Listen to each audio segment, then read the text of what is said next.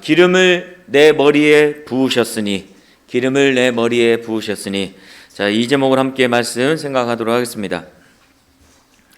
맥스 루케이드가 쓴 짐은 가볍게라고 하는 책이 있는데, 이 책에 이런 내용이 있어요. 제가 영어 공부를 조금 잠깐 해볼게요. 자, 영어에서 this라고 하는 이 접두어가 있는데, 이 접두어가 붙으면 모든 단어가 정반대로 완전히 바뀐다는 거예요. 뭐 예를 들어 순종을 뜻하는 obey에 this가 붙으면 disobey, 불순종 이렇게 된다는 거죠. respect라고 하는 존경이라는 단어에 this가 붙으면 disrespect, 무례, 결례 이런 뜻을 갖게 됩니다. 요즘 우리가 흔히 그 젊은이들이 사용하는 단어가 있죠. 디스. 이 디스가 바로 disrespect의 줄임말입니다. 그래서 그 뜻이 무엇입니까? 상대방의 허물을 공개적으로 공격해서 망신을 주는 행위를 이 디스라고 하죠. 그래서 나 디스 당했다, 누가 늘 디스했다 이런 얘기를 하잖아요. 또 능력이라고 하는 이 ability라는 단어에 dis를 붙이면 disability, 장애가 됩니다. 능력을 상실하니까 장애를 입은 상태가 된다고 해서 장애라고 하는 뜻으로 바뀌어요. 그래서 이 맥스 루케이드는 디스만큼 엄청난 영향력을 발휘하는 이 접두어도 없다, 이렇게 말을 했습니다.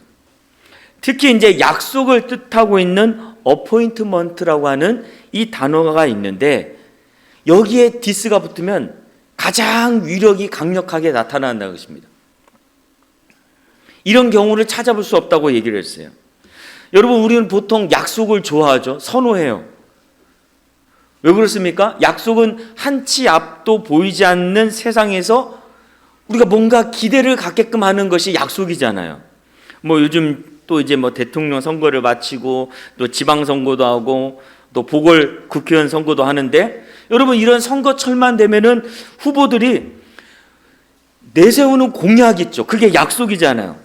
그 약속을 자세히 들여다보면 때때로 진짜 이 사람 뽑아주면 진짜 잘 살 것 같아, 이런 기대감을 갖게 하는 약속들이 상당히 많이 있습니다. 그리고 정말 이 약속대로 해주면 정말 좋겠다 그러면 정말 우리가 살기 좋아질 것 같다, 이런 간절함을 갖게 돼요.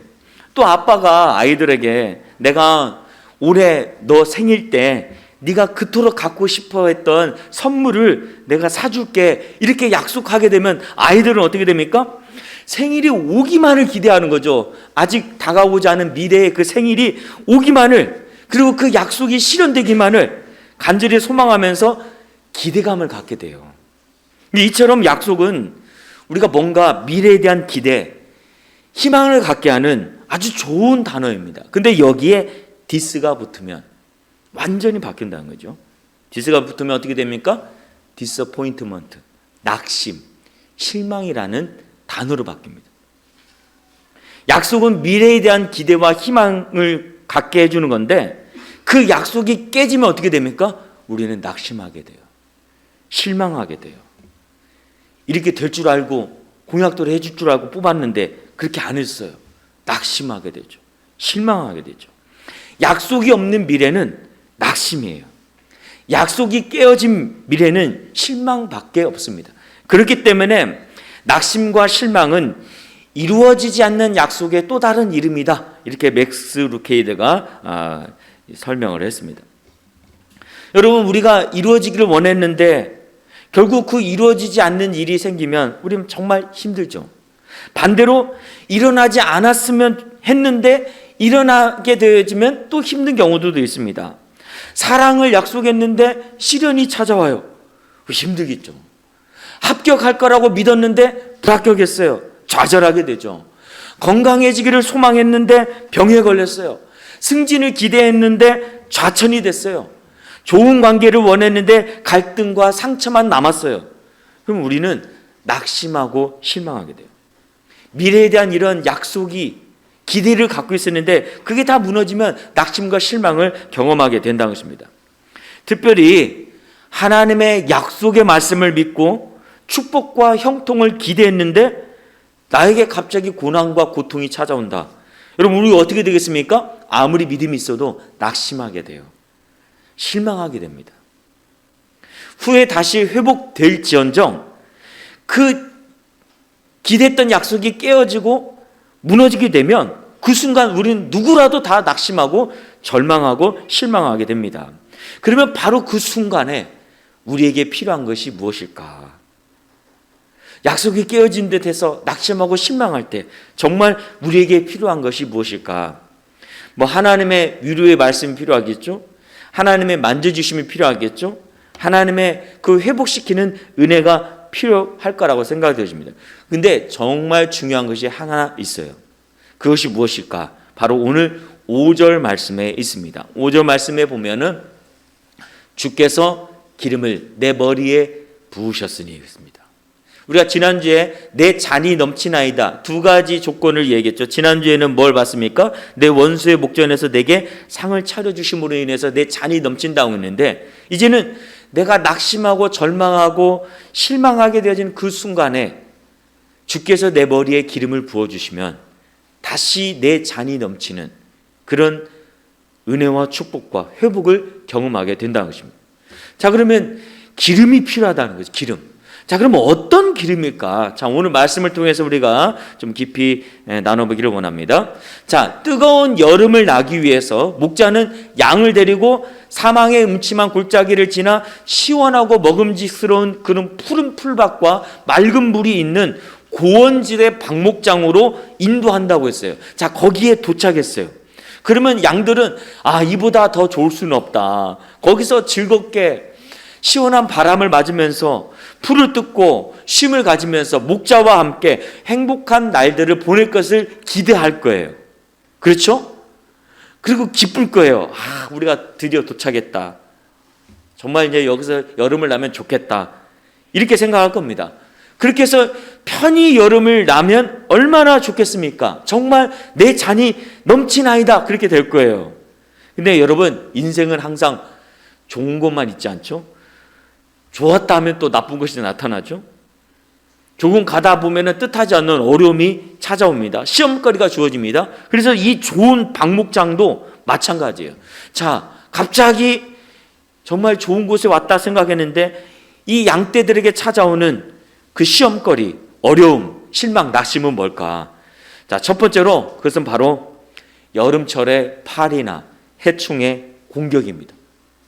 이 시험거리예요. 실망거리예요. 낙심거리예요. 이 가축을 길러본 분은 아시겠지만 여름만 되면은 그 가축을 사육하는 그 우리에 뭐가 막 날라옵니까? 파리, 모기, 깍딱이, 별의별 해충 들끓잖아요. 이 고원지대라고 해서 예외가 아니에요. 자, 이런 해충들의 공격은 양들을 위한 여름철의 그 황금기라고 할 수 있는 이 고원지대 속에서도 거기에 그 삶을 고난의 계절로 충분히 바꿔놓고 양들을 미치게 만들 수 있습니다. 특히 이 양은 코파리, 이 코파리 때문에 상당히 그 고통을 당해요. 그래서 이 코파리는 아주 작은 파리인데 양의 코가 축축하게 축축하고 끈끈한 점막 그걸로 이렇게 덮여 있잖아요. 거기에 알을 낳으려고 해요. 알을. 기회를 노리면서 자꾸 윙윙거리면서 양 그 얼굴 앞에서 왔다 갔다 해요. 얼마나 귀찮겠습니다. 정말 귀찮겠죠? 만약에 이 코파리가 양의 코 안에 알을 낳기를 성공하게 된다면 여러분 어떻게 될까요? 며칠 안에 그 알이 부화해서 아주 작고 가느다란 유충이 콧구멍 속으로 들어가요. 심지어 어떤 유충은 머릿속까지 들어갑니다. 그러면 아주 극심한 자극과 함께 악성 염증들을 일으켜요. 코 안이든 머리 안이든.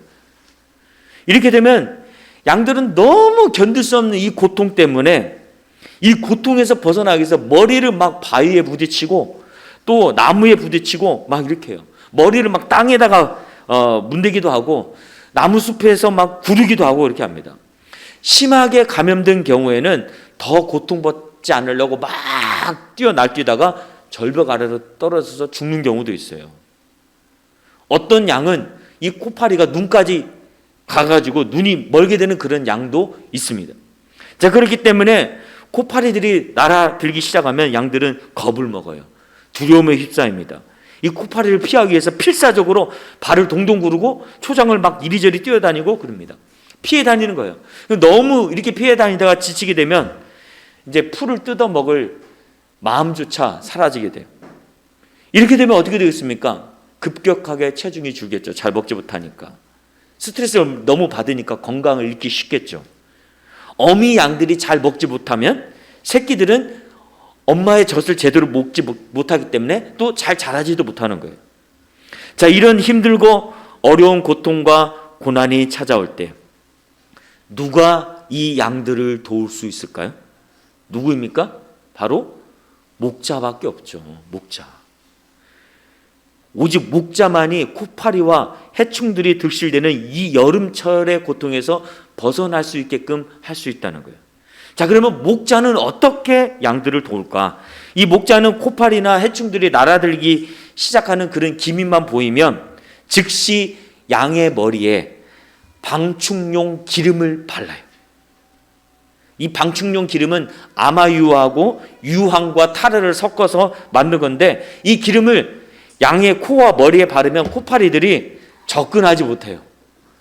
접근한다 할지라도 그 기름이 있어서 거기에 알을 낳지 못합니다. 그래서 이 기름을 딱 바르는 순간 양들은 놀라운 변화가 일어나게 돼요. 괴로워하던 모습이 사라집니다. 코파리를 피하려고 소동을 했던 그 모습들이 사라지고 조용해져요. 그리고 불안과 두려움의 기색이 완연했던 양들이 마음에 평안을 찾게 되고 얼굴이 환해지고 이제는 조용히 풀을 뜯기 시작하고 배불리 먹고 편히 쉬게 되는 것입니다. 그래서 내 잔이 넘치게 되는 거죠. 여러분, 양뿐만 아니라 우리 신앙인들의 삶에도 갑자기 힘들고 어려운 일들이 찾아올 때가 있습니다. 이 코파리와 해충들은 어떻게 보면 죄나 또는 악한 사단의 공격 이렇게 생각할 수가 있어요. 여러분, 아무리 오랫동안 신앙생활을 하고 많은 신앙 훈련을 하고 또 주의 교회와 사역에 헌신을 했다 할지라도 뜻하지 않는 고통과 공격은 누구에게나 찾아와요. 그래서 평안을 깨트리고 걱정과 염려거리를 주고 스트레스를 주고 마음을 힘들게 만듭니다. 때로는 우리를 거의 미치게 만들 정도로 답답하게 하고 괴롭게 만드는 일들도 있어요. 저는 지난주에 여러 차례 아버지로부터 전화를 받았습니다. 1년에 한 번도 전화를 잘 안 하시는데 지난주에 여러 차례 전화를 하셨어요.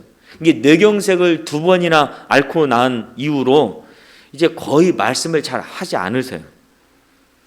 그 뇌경색의 후유증으로 이는 갈고 있을지언정 말씀을 잘 하지 않습니다. 근데 전화를 해가지고 도대체 무슨 말을 하는지 계속 얘기를 하는 거예요. 이게 전화를 잘 걸 줄 모르니까 어디 가가지고 아줌마한테 아들한테 전화 걸어달라고 해가지고 전화를 하시는데 뭐 잘 들어보니까 어머니가 자기 돈을 다 훔쳐갔대요. 자기 돈을 다 훔쳐갔대요.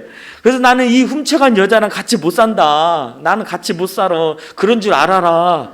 뭐 이혼하시겠다는 거냐 했더니 이혼하시겠다는 거예요. 아니, 왜 엄마가 돈을 훔쳐갔겠어요? 잘 찾아보세요. 그래도 뭐 나는 못 산다. 이혼할 거니까 그런 줄 알아라. 그래서 네, 그렇게 하세요. 근데도 똑같이 엄마가 돈 훔쳐갔다. 이혼할 거다. 그런 줄 알아라. 아니, 그렇게 하시라니까요. 근데 또 엄마가 돈 훔쳐갔다. 아니, 제 말을 하나도 안 듣고 계속 자기 말만 반복을 해요. 전화를 끊으면 또 하고 전화를 끊으면 또 걸고. 그래서 이제 어머니한테 전화를 했죠. 왜 그러시냐고. 나도 못 사겠다 막 그러는 거예요. 그래서 아버지가 하도 돈을 훔쳐갔다고 옆에 와서 방도 따로 쓰거든요. 방도 따로 쓰는데 엄마 방에 와서 잠도 안 재우면서 계속 돈 훔쳐갔다고 막 이렇게 해가지고 왜 내가 돈 훔쳐갔냐고 같이 찾아보자고. 책장, 지금도 책을 몽땅 갖고 계시거든요. 그 책장을 다 뒤져가지고 200만 원을 찾아서 주셨어요. 그랬더니 돈을 세보더니 안 맞다는 거예요. 이게 더 있는데 뭐 훔쳐갔다. 뭐 이게 어떻게 200만 원이냐. 막 이러면서 계속 힘들게 하시고 또 저한테도 전화를 해가지고 막 똑같은 말만 계속 반복하면서 힘들게 해요. 이렇게 며칠을 전화하시더니 금요일 날에는 전화가 안 와요. 그래서 제가 오후쯤에 어머니에게 전화를 했어요. 지금 어떠시냐고. 왜 이렇게 조용하냐고. 그랬더니 아버지께서 그 조용해진 이유를 알게 되셨어요. 그 조용한 이유를 알게 됐는데 어머니가 나 부자 됐다 그러시는 거예요. 아니 왜 부자가 됐어요? 했더니 아버지께서 말씀하시기를 어머니가 돈 2억을 훔쳐갔는데 너무 괴로워서 하나님께 기도를 했더니 하나님께서 용서해 주라 이렇게 하셔서 용서하기로 했으니까 그런 줄 알아, 감사해, 이렇게 어머니께 말씀하시고 그 다음부터는 조용했다는 겁니다. 그래서 어머니가 빚 2억을 탕감받아가지고 부자가 되었다 이렇게 말씀하시는 거예요. 아버지의 그 인지 기능이 떨어져가지고 이제 뇌를 다쳐서 이렇게 떨어져가지고 있는데 기도로 역사하신 하나님 참 감사했습니다. 제가 하나님 감사합니다. 이게 며칠 동안 저도 힘들게 하고 어머니 힘들었는데 그 금요일날 그 하나님께서 용서하라고 해가지고 용서를 하시고 조용해졌다는 거예요. 제가 혹시 몰라서 또 토요일날 또 전화를 해봤어요. 지금 어떻게 하고 계시냐고. 아무 말도 안 하고 돈 달라고 안 하고 이만 갈고 있다는 거예요 지금. 예. 사람의 말은 안 통하지만 하나님의 말씀은 통했구나. 그래서 감사했습니다. 여러분 이처럼 우리가 살다 보면 좀 사소하지만 뜻하지 않는 답답한 일을 겪을 때도 있고 이것과는 비교할 수 없는 심각한 고통과 질병이 찾아올 때도 있습니다.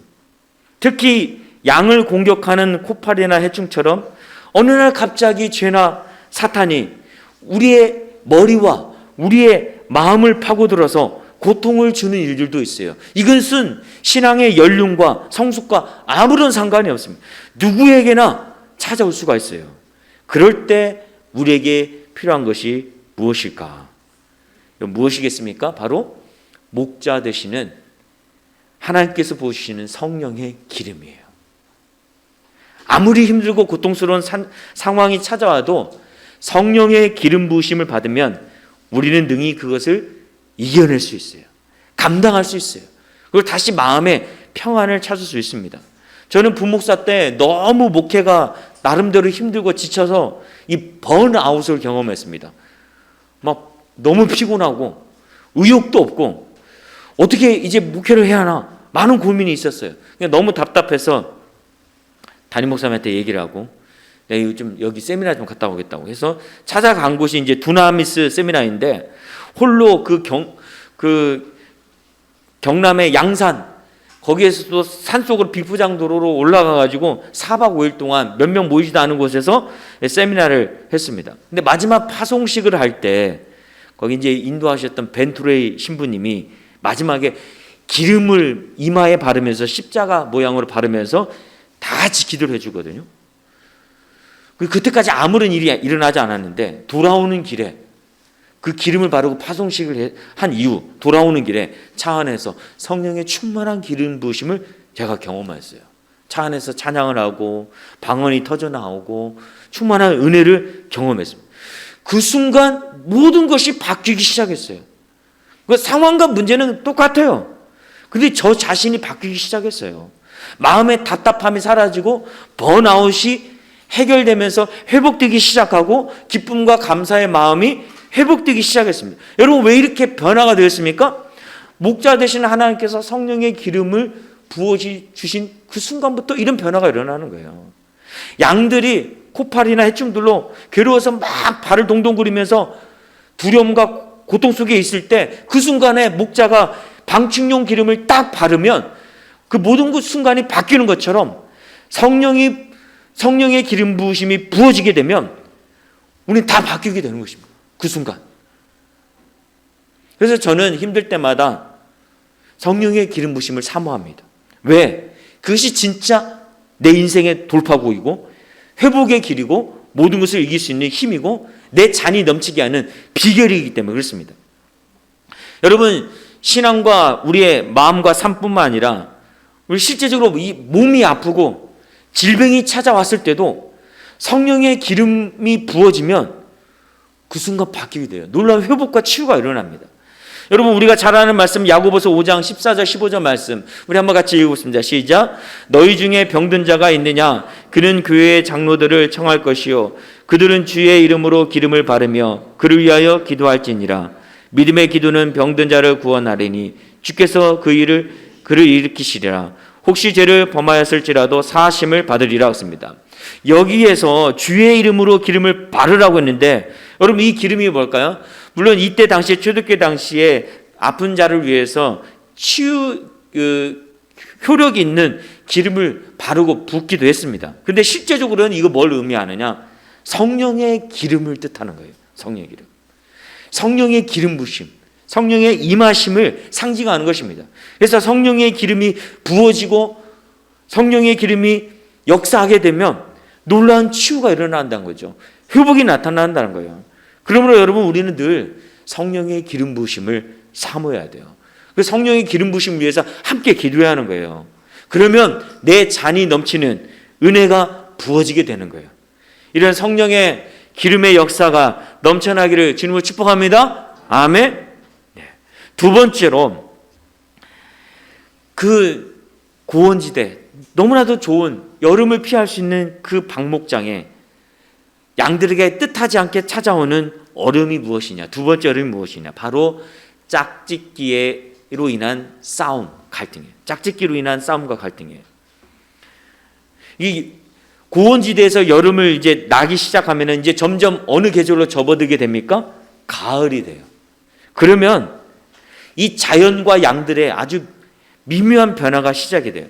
밤 기온은 점점 싸늘해지고 곤충들과 기생충들은 숫자는 조금씩 줄게 되고 추워지니까 산지의 목초들은 이제 조금씩 노랗거나 갈색으로 변하게 되죠. 근데 바로 이때 양들이 짝짓기를 해요.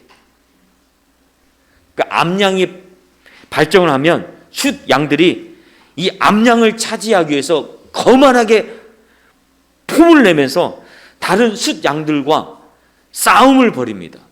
자기가 더 많은 암양을 차지하기 위해서. 어떻게 싸우느냐? 박치기를 해요. 박치기. 짝짓기 시기가 되면 그래서 밤낮으로 그 산지에 박치기 소리가 나는 거예요. 꽝꽝 둔탁한 소리가 끊임없이 일어나는 거예요. 서로 막 디스하는 거죠. 박치기로. 근데 여러분 이렇게 치열하게 그 짝짓기를 위해서 싸우다 보면은 다치기 쉽죠.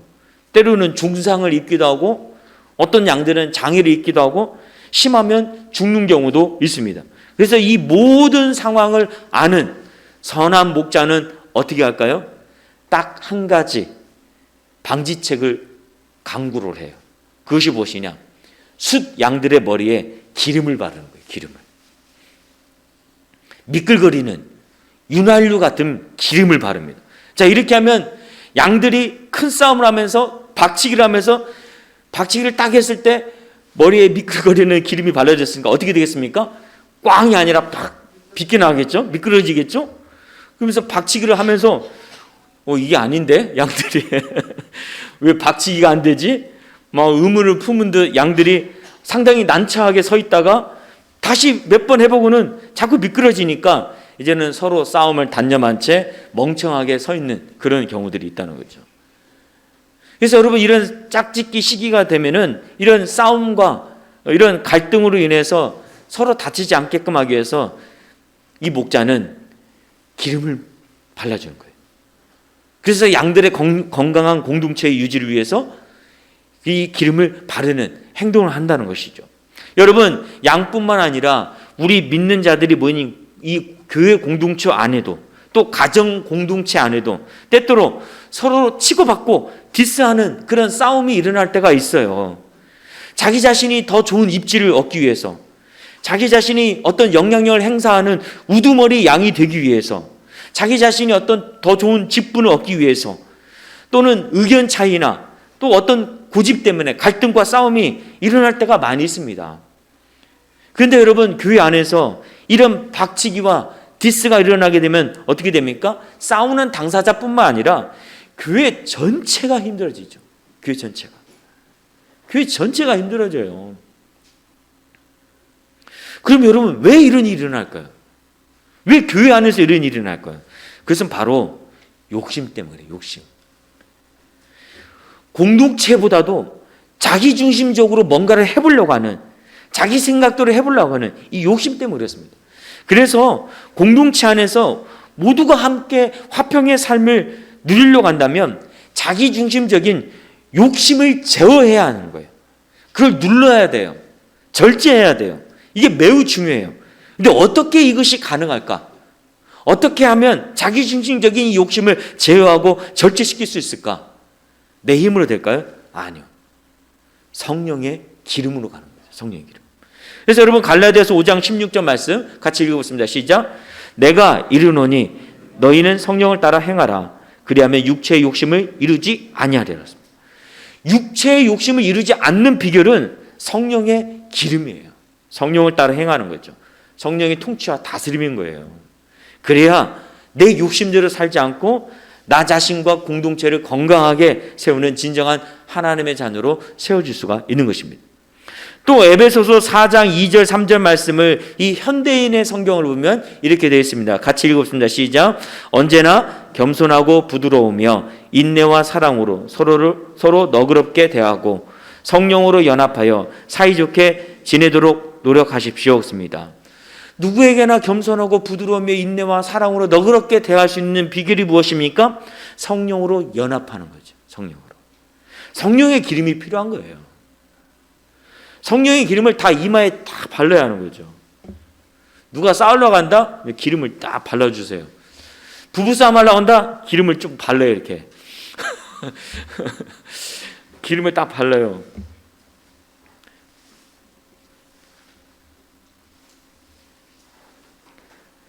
근데 반대로 여러분 성령의 기름 부심 없는 교회는 어떻게 될까요? 항상 싸워요. 교회 안에서 육신대로 살아요. 자기 생각대로 자기 욕심대로 살아요. 서로 막 디스합니다. 성령의 기름이 없는 가정 어떻게 되겠습니까? 갈등이 있어요. 부부 사이에 갈등이 있고 가족 간에 갈등이 있습니다. 그래서 서로 박터지라고 싸우는 거죠. 박치기 하면서. 그러면서 상처가 깊어집니다. 그러나 바로 그때 성령의 기름 부심이 임하면 겸손과 부드러움과 인내와 사랑이 나타나게 되는 거죠. 사랑이 뭡니까? 성령의 열매죠. 인내도 성령의 열매예요. 온유도 성령의 열매예요. 이외에도 기쁨과 화평과 자비와 양선과 충성과 절제 이런 열매들이 맺히게 되는 거예요. 성령의 기름 부으심이 임하면. 그래서 모두가 화평한 가운데 내 잔이 넘치나이다. 이보다 더 좋을 수 없습니다. 이런 고백이 터져 나오게 되는 것입니다. 그러면 여러분 우리 교회 안에 성령의 기름 부심이 넘치도록 우리가 모일 때마다 사모해야 할 줄로 믿습니다. 아멘. 뿐만 아니라 여러분 가정 안에 성령의 기름 부심이 넘치도록 날마다 기도해야 할 줄로 믿습니다. 아멘. 날마다 사모해야 하는 거예요. 여러분 미국 위스콘신 주에 그 아주 작은 마을에 작은 교회가 있었습니다. 그 교회를 다니는 베서니라고 하는 학생이 있었어요. 얼마나 이 교회가 작았는지 보통 한 7, 8명 정도 모였고 20명이 출석을 하면 교회가 막 잔뜩 흥분할 정도로 그렇게 됐다. 거의 우리 교회 비슷한 것 같아요. 자, 그런데 이 베서니가 10대가 되자 갑자기 날씬한 몸에 대한 열망이 막 생기겠어요. 그래서 점점 마른 몸에 집착하기 시작했습니다. 이 집착이 결국 그녀의 삶을 무너뜨리기 시작했어요. 거식증, 음식을 안 먹어요. 딸이 이러니까 여러분 부모의 마음이 어떨까요? 너무 힘들겠죠. 식사 때마다 이 먹는 문제로 엄청난 갈등이 일어나는 거예요. 막 서로 상처가 있는 거예요. 가정 공동체가 흔들리고 막 고통스러웠어요. 결국 베서니는 그 전문적인 도움을 받는 것이 어떻겠느냐, 상담치를 받는 것이 어떻겠느냐, 이 주위의 조언을 받고 결국에는 전문적인 도움을 받기로 했습니다. 그리고 성경을 늘 읽고 기도하는 습관을 기르기 시작했습니다. 내가 이대로 살다가 나도 죽겠구나 이렇게 생각했겠죠. 특히 이 베서니는 이 부모님의 신앙심이 좋은 부모님의 조언대로 성령의 기름을 구하면서 4년간 기도하기 시작했어요. 4년 동안. 베서니는 하나님이 자녀들에게 주고 싶어 하는 그 선물, 성령의 선분을 나도 받고 싶다고 간절히 사모했습니다. 그래서 여기에서 벗어나고 싶었던 거예요. 이제 나중에는 자기 스스로 벗어나려고 해도 벗어나지가 않았던 것 같아요. 이 거식증이. 이렇게 4년 동안 기도를 했는데 어느 날 이 고등학교를 졸업하던 여름 친구의 교회에 가서 그 어느 집회에 참여를 했는데 강단으로 나오라고 하는 이 부름을 받고 그 강단 앞으로 나가서 기도를 했어요. 그리고 기도를 받았어요. 그런데 그 순간에 갑자기 거센 바람이 불어오는 듯 하더니 이 베서니를 툭 넘어뜨렸습니다. 그런데 그 순간에 베서니는 이 강물이 자기 몸을 관통하는 것처럼 느껴졌고 눈물의 시내를 쏟아내는 것처럼 하염없이 눈물을 쏟아내게 되었어요. 그러자 이 기도팀의 한 자매가 이 베서니 옆에 무릎을 꿇고 이런 말씀을 읊어줬습니다. 저녁에는 울음이 깃들일지라도 아침에는 기쁨이 오리로다. 이 말씀을 듣는 순간 이 베서니의 마음 가운데 기쁨이 충만해졌어요. 그리고 막 웃음이 터져 나왔어요. 그리고 베서니를 그토록 괴롭혔던 거식증, 이 식이장애가 치료되기 시작했던 것입니다. 성령의 기름이 부어지니까 베서니 자신도 치유가 되고 가정의 평화도 다시 찾아오게 된 것이죠. 여러분, 물론 이 항상 성령의 기름 부으심이 이런 극적인 모습으로 나타나는 것은 아니에요. 또 성령의 기름이 부어졌다고 해서 모든 질병과 모든 문제가 해결되는 것은 아닙니다. 그러나 여러분, 중요한 것은 성령의 기름이 부어지면 삶의 해충과 갈등으로 고통당하던 우리의 마음이 달라지기 시작하는 거예요. 여기에서부터 변화가 시작되는 거예요. 우리의 영혼이 바뀌게 되는 거예요. 성령의 생수가 괴롭히던 우리의 마음을 시원하게 해주기 시작하는 것입니다. 고통받던 우리의 영혼과 삶의 위로와 평안이 밀려오기 시작하는 거예요. 성령의 기름이 부어지면 우리의 삶의 상황과 문제는 전혀 바뀌지 않았다 할지라도 우리의 마음과 생각이 바뀌고 우리의 영혼이 바뀌니까 그것을 능히 이길 수 있는 힘이 우리에게 공급되는 거예요. 더욱 중요한 것은 무엇이냐? 그 성령님이 늘 나와 함께 있다는 것을 확신하게 돼요. 그 성령님과 동행하고 있다는 것으로 인해서 믿음이 더 성장하게 되고 마음에 위로를 얻게 되는 것이죠. 든든한 거죠. 그리고 실제로 그 성령님이 나를 선하게 인도하시는 것을 경험하게 돼요. 그래서 내 잔이 넘치게 되는 것입니다. 그러므로 여러분, 현재 여러분의 삶을 갉아먹고 있는, 여러분의 삶을 공격하는 어떤 코팔이나 해충 같은 것들이 있습니까? 어떤 약속이 깨어지고 내가 기대했던 것들이 깨어지고 실망과 낙심이 찾아온 부분은 있진 않습니까? 또는 누군가의 관계 속에서 갈등과 아픔으로 인해서 마음이 힘들어 있는 상태에 있진 않습니까? 성령의 기름이 필요해요. 성령의 기름을 사모하시기 바랍니다. 늘 사모하고 기도하십시오.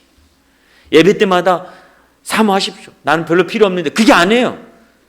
다 필요합니다. 사모하십시오. 그 성령께서 저와 여러분을 위로하고 치유하시고 새롭게 하실 줄로 믿습니다. 또 새로운 약속을 주실 거예요. 새로운 약속. 그래서 그 새로운 약속 때문에 정말 미래가 기대로 넘칠 거예요. 희망으로 넘칠 거예요. 큰 위로가 주어질 거예요. 그리고 모든 것을 이겨나갈 수 있는 능력과 힘이 부어지게 될 줄로 믿습니다. 내 잔이 넘치게 되는 역사가 나타날 줄로 믿습니다. 아멘. 이런 성령의 기름이 넘치는 주님의 양떼가 되시기를 주님으로 축복합니다. 자, 우리 말씀을 생각하면서 함께 찬양하고 기도하기를 원합니다.